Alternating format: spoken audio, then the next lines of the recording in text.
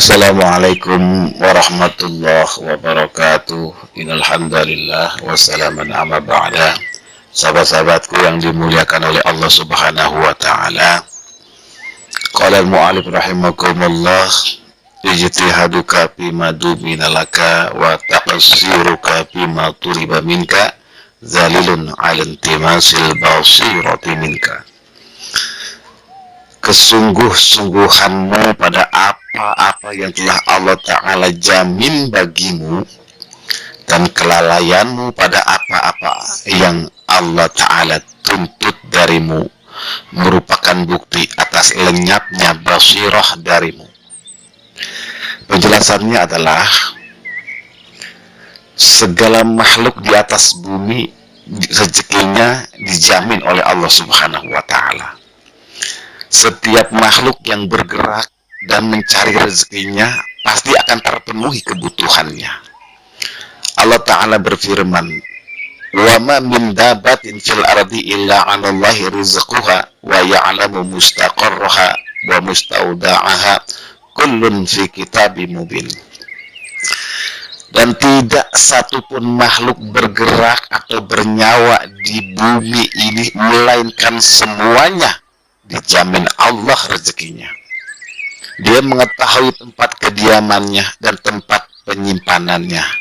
Semua tertulis di dalam kitab yang nyata atau lauh mahfuz. Wa yarzuquhu min haitsu la yahtasib wa may yatawakkal 'ala Allah fa huwa hasbuh innallaha balighu amrih qad ja'ala Allah likulli syai'in qadra.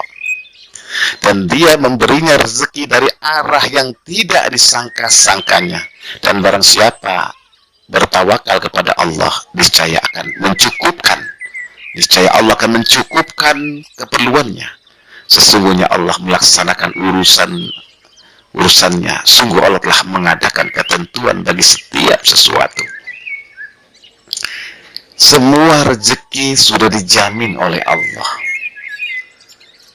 Rezeki yang bagaimana yang harus kita peroleh?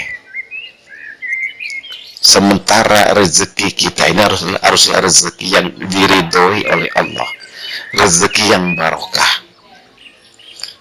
Oleh karena itu kita harus memperhatikan dan menghormati kedua orang tua kita, akan diberi kelancaran dalam rezekinya, kelancaran di dalam mencari rezekinya. Balasan Allah Ta'ala atas keridhaan orang tua terhadap anaknya, demikian pula sebaliknya. An Abi Bakar radhiyallahu anhu qala sami'tu Rasulullah sallallahu alaihi wasallam yaqul kullu dhunubi yu'akhiru Allahu ma syaa minha ila yaumil qiyamati illa 'uquqal walidaini fa inna Allah Ta'ala yu'ajjiluhu li sahibihi fil hayati qabla al mamati. Dari Abu Bakar radhiyallahu, dia berkata, aku mendengar Rasulullah SAW bersabda, Allah mengakhirkan balasan seluruh dosa menurut apa yang dikehendaki Allah sampai hari kiamat, kecuali balasan durhaka kepada kedua orang tua. Sebab sesungguhnya Allah akan memberikan siksaannya di dunia kepada anak yang durhaka di waktu hidup sebelum meninggal dunia. Hadis riwayat Hakim. Sahabat-sahabatku yang dimuliakan oleh Allah, karena itu kita dianjurkan untuk selalu menyibukkan diri dengan melakukan perbaikan dalam hidup, perbaikan akhlak dan perbuatan, agar terus beribadah untuk mendekatkan diri kepada Allah Ta'ala. Al-Imam Al-Ghazali berpesan, jadilah kamu salah satu di antara dua orang berikut.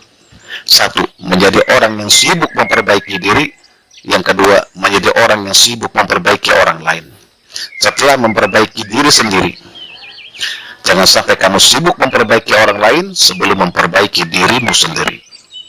Kalau kamu bisa sibuk memperbaiki diri sendiri, maka jangan disibukkan kecuali dengan ilmu yang wajib kamu pelajari sesuai kondisimu, dan juga segala hal yang terkait dengan amal zahirmu, seperti belajar, sholat, bersuci, dan berpuasa.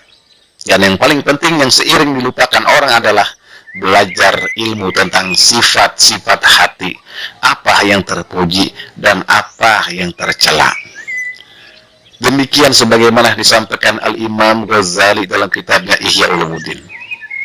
Semoga kita dan seluruh keluarga kita selalu bertakwa kepada Allah Subhanahu wa Ta'ala, selalu berakhlak baik, selalu berbuat baik, selalu baik terhadap orang lain, selalu bertambah berkah dan baik. Amin ya rabbal alamin.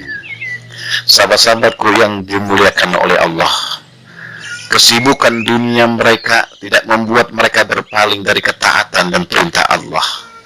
Perdagangan dan jual beli pun tidak membuat mereka jauh dari Allah.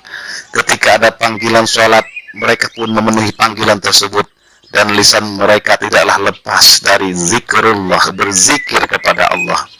Allah Ta'ala berfirman, rijalun la tulhihim tijaratun wala bay'un an zikrillah wa iqamis salati wa ita'iz zakah yakhafuna yawman tataqallabu fihi al-qulubu wal absar. Laki-laki yang tidak dilalaikan oleh perniagaan dan tidak pula oleh jual beli dari mengingati Allah dan dari mendirikan sholat dan dari membayar zakat. Mereka takut kepada sesuatu hari yang di hari itu hati dan penglihatan menjadi goncang. Syekh Abdurrahman bin Nasir Asy-Sya'bi rahimahullah menerangkan, ia adalah pria yang dunianya tidak membuatnya jauh dari Tuhannya. Sama sekali kesibukan perniagaan dan mencari nafkah tidaklah mempengaruhinya. Tijarah, perdagangan, perniagaan di sini mencakup segala bentuk perdagangan untuk meraih upah. Sedangkan bai' atau jual beli adalah bentuk lebih khusus dari perniagaan.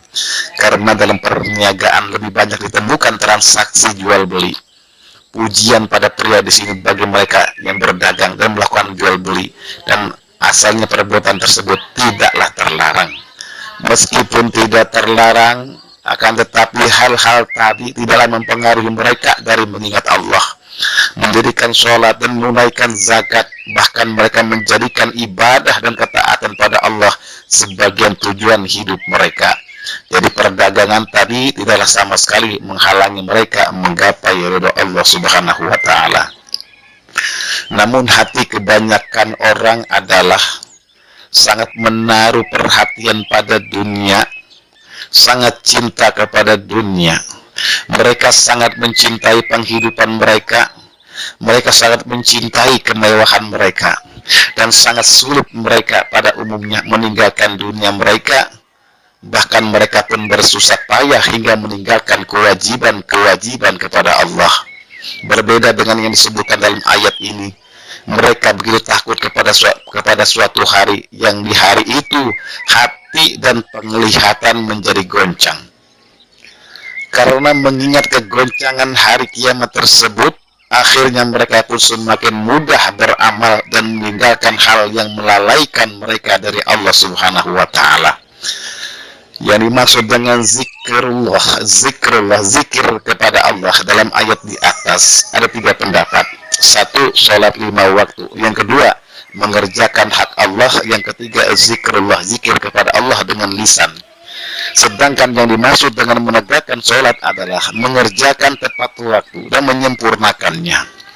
Sa'id bin Abdul Hasan Ad-Dohak berkata, la tulhim at-tijarah wal bai' ayatus salata fi waqtiha.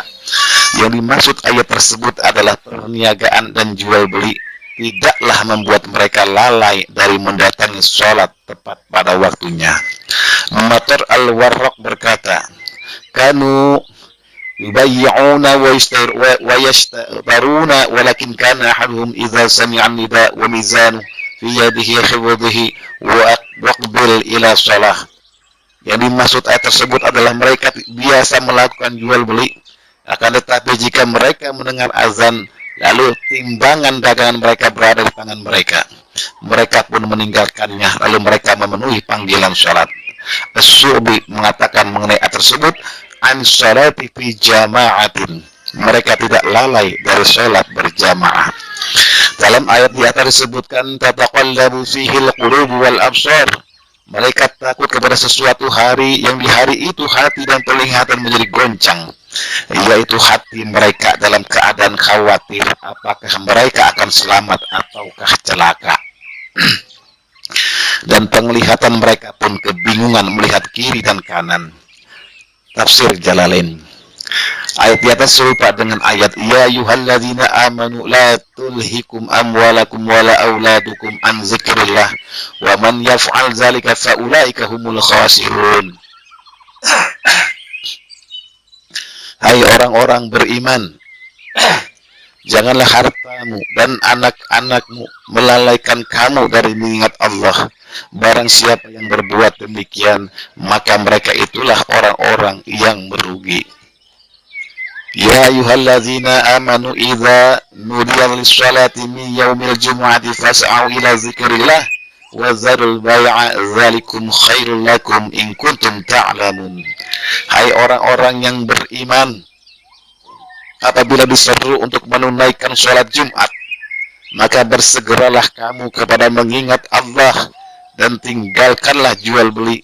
Yang demikian itu lebih baik bagimu jika kamu mengetahui. Apa balasan Allah pada laki-laki yang punya sifat demikian? Yazziyahumullahu ahsana ma amilu wa yazidahum min fadlihi wallahu yarzuqu man yasha'u bighairi hisab. Mereka mengerjakan yang demikian itu supaya Allah memberikan balasan kepada mereka dengan balasan yang lebih baik dari apa yang telah mereka kerjakan, dan supaya Allah menambah karunia-Nya kepada mereka, dan Allah memberi rezeki kepada siapa yang dikehendakinya tanpa batas. Jika disebut seseorang berinfak tanpa batas, maksudnya karena saking banyaknya sehingga infak yang diberikan tidak bisa dihitung. Tertulis di dalam tafsir Al-Jalalain, ya Allah, jadikanlah kami seperti yang disebutkan dalam ayat ini. Semoga perdagangan dan kesibukan kami mencari nafkah tidak membuat kami lalai dari mengingat Allah, sholat pada waktunya, dan kewajiban lainnya. Semoga lisan ini pun dimudahkan untuk selalu sibuk dengan zikrullah, mengingat Allah di kala waktu senggang dan waktu sibuk. Sahabat-sahabatku yang dimuliakan oleh Allah, basirah yang artinya mata hati yang berfungsi untuk melihat Allah, ru'yatullah. Di dalam Al-Quran terdapat banyak kata tentang basirah. Misalkan dalam surat Al-Isra ayat 72 dikatakan wa man kana fi hadhihi a'ma fahuwa fil akhirati a'ma wa adallu sabila. Dan barang siapa yang buta mata hatinya di dunia tidak melihat Allah, niscaya di akhirat nanti ia akan lebih buta dan lebih tersesat jalannya. Dan dalam ayat yang lain disebutkan khatamallahu ala qulubihim wa ala sam'ihim wa ala absarihim ghishawatu wa lahum 'adzabun 'adzim. Allah telah mengunci mata hati mereka, mengunci mati telinga mereka, dan menutup rapat-rapat mata hati basirah mereka, dan bagi mereka siksa yang amat berat. Meskipun seseorang bisa melihat hingga ke ujung dunia atau dapat menembus langit yang 7, namun apabila masih bingung dengan siapa pencipta kehidupan ini, maka ini sebuah penanda bahwa basirah kita masih tertutup. Karena basirah itu bukan untuk melihat hal-hal di luar diri, tetapi untuk melihat kebenaran hakikat diri yang terdalam. Basirah adalah untuk melihat al-haq dalam segala sesuatu, dalam segenap ufuk, dan dalam hakikat dirinya yang terdalam. Sebagaimana firman Allah, sanurihim ayatina fil afaqi wa fi anfusihim hatta yatabayyana lahum annahul haqqu awalam yakfi bi rabbika annahu ala kulli syai'in syahid. Akan kami perlihatkan kepada mereka ayat-ayat kami di segenap ufuk dan pada nafs mereka sendiri, hingga jelas bagi mereka bahwa semua itu adalah al-haq. Tidakkah cukup bahwa sesungguhnya Tuhanmu menjadi saksi atas segala sesuatu?